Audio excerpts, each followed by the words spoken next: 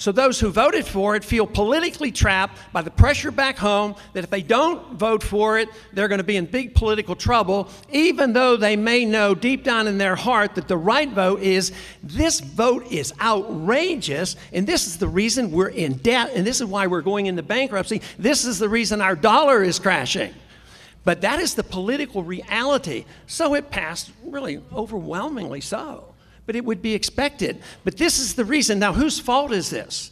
Is it the president's fault or is it the Democrats? No, it's both their faults, because that's why, you know, the president got what he wanted and the Democrats got what they wanted. More guns and more butter. And you're going to get the bill, we're getting the bill, and the next generation knows about it. And they see this and they're not ignoring it. They think that young people don't know what's going on, but they're very savvy. Earlier on, we had the discussion of how abusive the internet is. And I agree that the internet needs to be monitored. And I like the idea that it's being monitored at a state level. But the whole thing is the young people know what's going on. And that's why the message of freedom and liberty and self-reliance spread in these last 16 months. It wasn't because I was getting the most favorable ratings on the evening news. You know.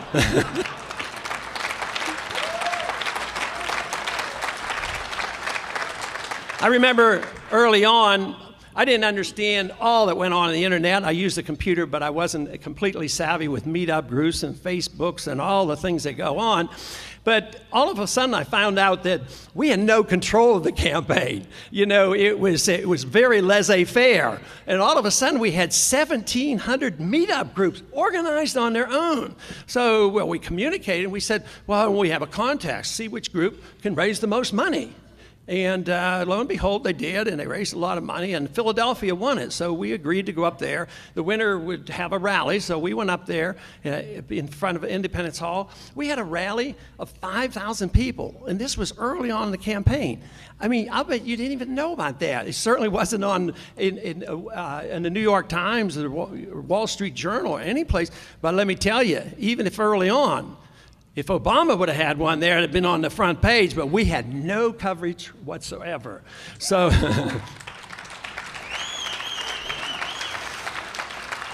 but the problems we face in the understanding of the young people is astounding, and they did organize. There was one time they decided to have a money bomb, and they got together, and it was really out of our control. And the other members of Congress can't quite understand how this happened, because I don't understand it either. So it was like a game they played. A lot of people in this room played that game, right?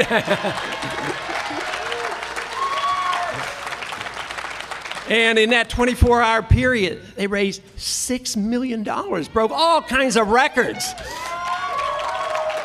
But the one that I enjoyed the most was that this was sort of after the fact, because that was the last fall that was occurring.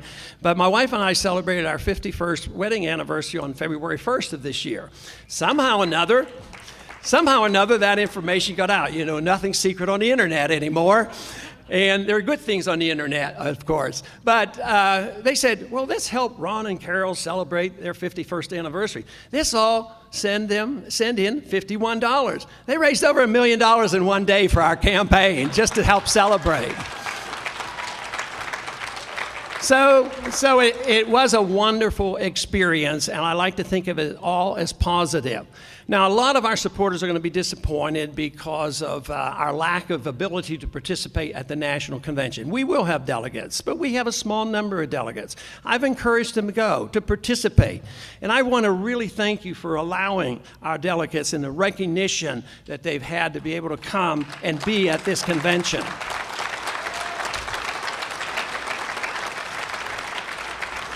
This has been one of the best, if not the best, in the way we have been treated. In a way, and I've talked to Danny about this on occasion, and he fully agrees. He says, why should we shun new people, young people who are energetic, have never been in, and they want to get involved in the party?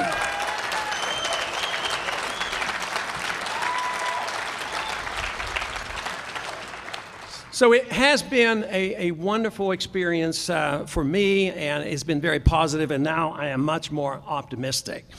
But you know, one of the things that we have talked about a lot is personal responsibility and reliance. And conservatives and libertarians sometimes have a problem with saying, well, we don't like government. And believe me, I don't like much government. I want limited government, but I want constitutional government, and I want local government.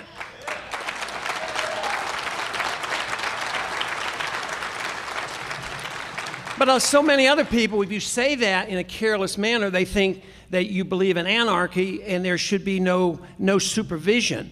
But conservatives ought to understand where the real government comes from. It's self-government. It's the way we govern our lives. Just think if every single one of us would govern our lives and take care of ourselves in a responsible manner, how much better the world would be. And then if you can't do it as an individual and you don't do it as children, who's really the most important governing body in the country? That is the family. That is the most important body of government.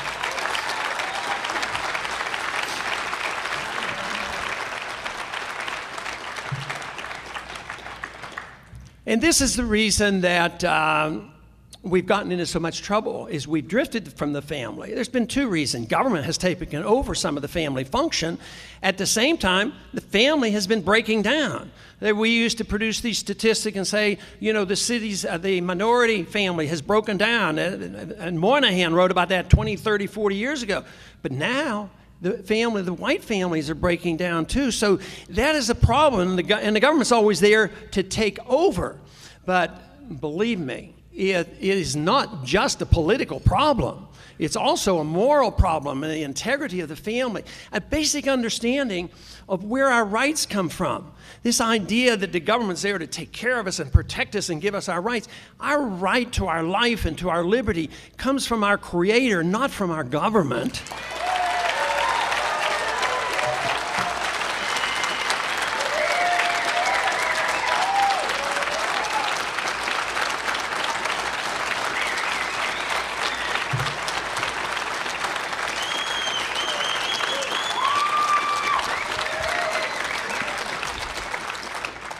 I'm a very strong believer and very dedicated to the right to life. I've delivered 4,000 babies over the many years. And yeah, I'm a strict constitutionalist. I believe all acts of violence should be handled at the state level. So my idea is that we shouldn't have even ever had Roe versus Wade. They shouldn't have even ruled on it, according to my understanding of the Constitution, and Texas would still have that law. And so today, my position, of course, is getting rid of Roe versus Wade. But the Constitution gives us such a wonderful opportunity to take care of difficult problems by saying that what we do in Texas might be different than what you do up here, because up here you might treat different criminal acts differently. You know, there's manslaughter and murder and different things. And that is why I think the founders were geniuses.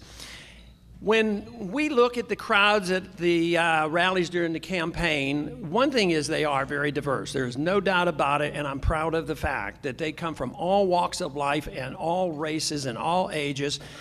But the magnificent thing is what brings them together, all the individuals, is the idea of freedom. The idea that people have a right to their life, the right to their religious values, the right to spend their own money, and it's all one issue.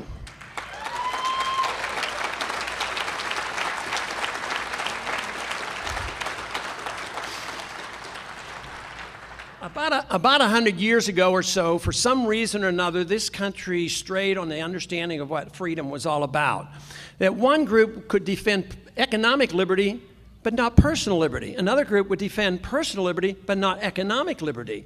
But when you think about it, it's all one thing. It's the basic right to your life and your liberty. If you have a right to run your life as you choose, you ought to have the right to keep the fruits of your labor. And therefore, you should have the right to spend your money the way you want. Now, in religion, we're very tolerant. People do all kinds of things in religion. Some are atheists and some have different religious practices, and we're rather tolerant. We're rather tolerant in economic affairs. But when it comes to not economic, spiritual ways, our religion and intellectual. But when it comes to what we do with our own personal lives, there's one group that says you're not smart enough to take care of your retirement benefits.